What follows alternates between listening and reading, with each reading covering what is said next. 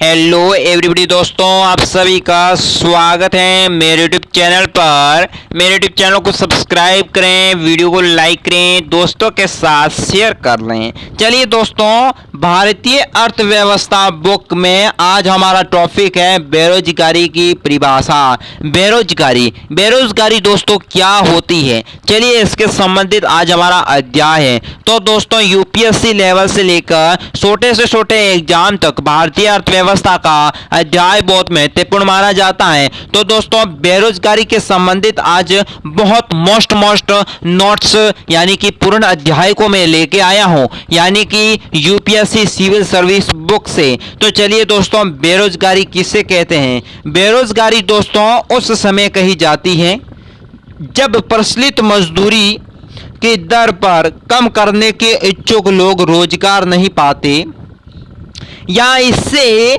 इस तरह से भी समझा जा सकता है कि एक शारीरिक और मानसिक रूप से सक्षम व्यक्ति जो काम करने का इच्छुक हो लेकिन उसे काम नहीं मिल पाता। बेरोजगारी किसे कहते हैं मित्रों? ध्यान रख लेना, बेरोजगारी उस समय विद्यमान कही जा सकती है जब दोस्तों प्रचलित मजदूरी की दर पर काम करने के लिए इच्छुक लोग रोजगार नहीं कर पाते। यानी कि इस तरह कह सकते हैं, शारीरिक और मानसिक रूप से सक्षम लोग जो काम करने के इच्छुक हैं लेकिन उन्हें कोई काम नहीं मिल पाता, इसे कहते हैं बेरोजगारी। बेरोजगारी को समझने के लिए श्रम बल या कार्य बल के बीच में अंतर को समझना अति आवश्यक है। तो चलिए दोस्तों, अंतर कार्य बल और श्रम बल क्या होता है? श्रम बल दोस्तों देश में 15 वर्ष की आयु को से लेकर 60 वर्ष की आयु तक के लोग श्रम बल के अंतर्गत आते हैं। पर दोस्तों, कार्य बल श्रम बल में से वे लोग जिनको कार्य रोजगार मिल जाता है या राष्ट्र में कार्य बल कहलाते हैं। यानी कि दोस्तों, श्रम बल वे लोग रहती हैं जो देश में 15 वर्ष की आयु से लेकर 60 वर्ष की आयु के लोग होते हैं, वे तो आते हैं श्रम बल में। पर कार्य बल में वे लोग आते हैं श्रम बल में से वे लोग जिनको कार्य या रोजगार दोस्तों मिल जाता है ना, उसे कहते हैं कार्य बल। अतः बेरोजगारी में निम्न रूप से भी समझा जा सकता है, बेरोजगारी बराबर श्रम बल माइनस कार्य बल। जब किसी भी देश में पूर्ण श्रम बल का रोजगार प्राप्त हो जाए, अर्थात दोस्तों पूर्ण श्रम काल जिसमें पूर्ण श्रम बल कार्य बल में बदल जाए, तब दोस्तों देश में पूर्ण रोजगार होगा। यानी कि पूर्ण रोजगार बराबर श्रम बल बराबर कार्य बल होना चाहिए। अब देखिए बेरोजगारी दोस्तों, बेरोजगारी के कारण व उनके स्वरूप के आधार पर बेरोजगारी को 10 भागों में दोस्तों वर्गीकृत किया है। चलिए कौन से हैं? पहला है सामान्य बेरोजगारी। ये वो दोस्तों स्थिति होती है जिसमें कोई व्यक्ति प्रचलित मजदूरी दर पर कार्य करने के लिए तैयार है परंतु उसे कोई रोजगार न मिले। यानी कि मित्रों ध्यान रख लेना, सामान्य बेरोजगारी किसे कहते हैं? यानी कि वो व्यक्ति जो दोस्तों मजदूरी दर पर, प्रचलित मजदूरी दर पर कार्य करने के लिए तो तैयार है परंतु उसे कोई रोजगार नहीं मिल रहा, वो दोस्तों आता है सामान्य बेरोजगारी। अब बात करते हैं स्वैच्छिक बेरोजगारी। जब किसी व्यक्ति को वर्तमान मजदूरी दर पर काम मिल रहा है लेकिन वो इच्छा से काम नहीं करना चाहता, तो उसे स्वैच्छिक बेरोजगारी कहते हैं। उदाहरण के रूप में यदि कोई व्यक्ति अपने मनपसंद रोजगार के लिए किसी अन्य रोजगार को छोड़ता है, वो होता है दोस्तों स्वैच्छिक बेरोजगारी। अब बात करते हैं आगे, असक्षमता बेरोजगारी क्या होती है दोस्तों?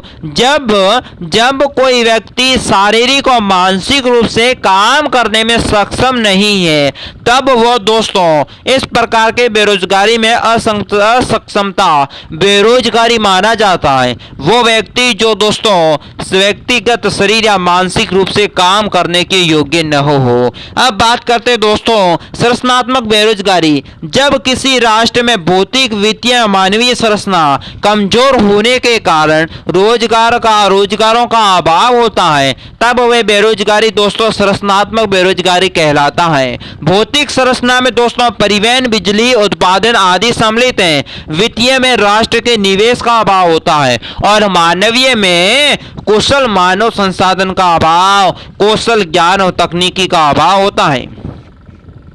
अब बात करते हैं पर्सन बेरोजगारी। जब किसी राष्ट्र में किसी भी कार्यस्थल पर आवश्यकता से ज्यादा लोग नियोजित हो जाओ तो इस स्थिति में जो अतिरिक्त कार्य बल हैं उसे दोस्तों पर्सन बेरोजगारी के अंतर्गत रखा जाता है। इस प्रकार की बेरोजगारी दोस्तों ग्रामीण क्षेत्रों से कृषि के रूप में पाई जाती है। अगर दोस्तों कुछ लोगों को कम भी कर दिया जाता है तो उसमें दोस्तों उत्पादकता में भी कोई कमी नहीं आएगी। अब देखते हैं दोस्तों मौसमी बेरोजगारी। मौसमी बेरोजगारी के अंतर्गत कार्य समूह में साल में कुछ ही महीनों के लिए कार्य मिलता है तथा दोस्तों बाकी सब महीने के लिए कोई कार्य नहीं मिलता, वो होता है मौसमी बेरोजगारी। अब देखिए दोस्तों शिक्षित बेरोजगारी। शिक्षित बेरोजगारी शहरी क्षेत्रों में पाई जाती है दोस्तों।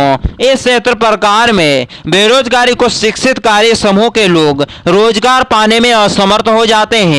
बात करते हैं सक्रिय बेरोजगारी। जब अर्थव्यवस्था में दोस्तों चक्र में मंदी का दौर आता है, जब दोस्तों मंदी में उत्पादित प्रभावित हो जाता है और साथ ही मित्रों उत्पादित प्रभाविता होने के कारण रोजगार प्रभावित होता है, तो ज्यादातर ये विकसित देशों में पाई जाती हैं। अल्प बेरोजगारी। जब किसी भी व्यक्ति को आप उसकी योग्यता के आधार पर काम न मिले, फिर भी दोस्तों योग्यता में काम करना पड़े, इसे योग्यता से कम का काम करना पड़े। उदाहरण के लिए समूह स्नातक व्यक्ति जब किसी समूह घर के पद का कार्य करना पड़े जिसे अर्हता मात्र 10वीं कक्षा का हो, इसे कहते हैं अल्प रोजगार। अब देखिए दोस्तों घोषणात्मक बेरोजगारी। इस अर्थव्यवस्था में आने वाले निम्न परिवर्तन से उत्पन्न होता है जब व्यक्ति अपनी दोस्तों रोजगार के परिवर्तनों की इच्छा हेतु अपनी दोस्तों वर्तमान रोजगार को छोड़ता है।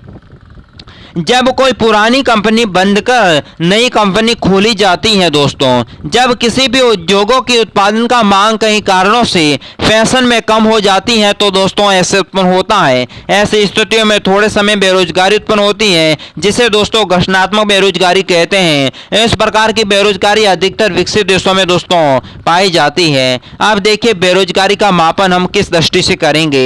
बेरोजगारी का मापन करने के लिए वर्ष 1970 में भगवती समिति बनाई गई थी। समिति के बेरोजगारी को मापने के दोस्तों 3 तरीके हैं। वे कौन से 3 तरीके हैं? दीर्घकालीन बेरोजगारी। यदि कुछ सर्वेक्षण वर्ष में किसी व्यक्ति को 183 दिन यानी कि 8 घंटे प्रतिदिन दोस्तों रोजगार नहीं मिलता है, वो व्यक्ति दोस्तों दीर्घकालीन बेरोजगार के अंतर्गत आता है। वर्तमान में 183 दिन में मानक के बदले पर 273 दिन कर दिया गया है दोस्तों। अब बात करते हैं साप्ताहिक बेरोजगारी। यदि कोई व्यक्ति दोस्तों सप्ताह में 1 दिन यानी कि 8 घंटे का कार्य न मिले तो उसे दोस्तों साप्ताहिक बेरोजगारी के अंतर्गत रखा जाता है। अब देखिए दोस्तों दैनिक बेरोजगारी। यदि किसी भी प्रतिदिन आधे घंटे यानी कि 4 घंटे का काम न मिले दोस्तों, उसे दोस्तों कैसे कहते हैं दैनिक बेरोजगारी के अंतर्गत रखा जाता है। अब दोस्तों बेरोजगारी का अध्याय तो पूरा हो गया। नेक्स्ट वीडियो भारतीय अर्थव्यवस्था में निर्धनता के संबंधित है, तो निर्धनता के संबंधित नेक्स्ट वीडियो हमारे चैनल पर अवस्थित है, उसे देखना ना भूलें। चैनल को सब्सक्राइब करें, वीडियो को लाइक करें, दोस्तों के साथ वीडियो के लिंक को शेयर कर लें, वीडियो को अनलाइक ना करें। अगर कोई भी दोस्तों इसमें गड़बड़ी आती है या दोस्तों वीडियो में कुछ पॉइंट छूट गया है तो हमें कमेंट बॉक्स में जरूर बताएं। आज के वीडियो बस इतना ही। भास्कर को दीजिए इजाजत। नमस्कार।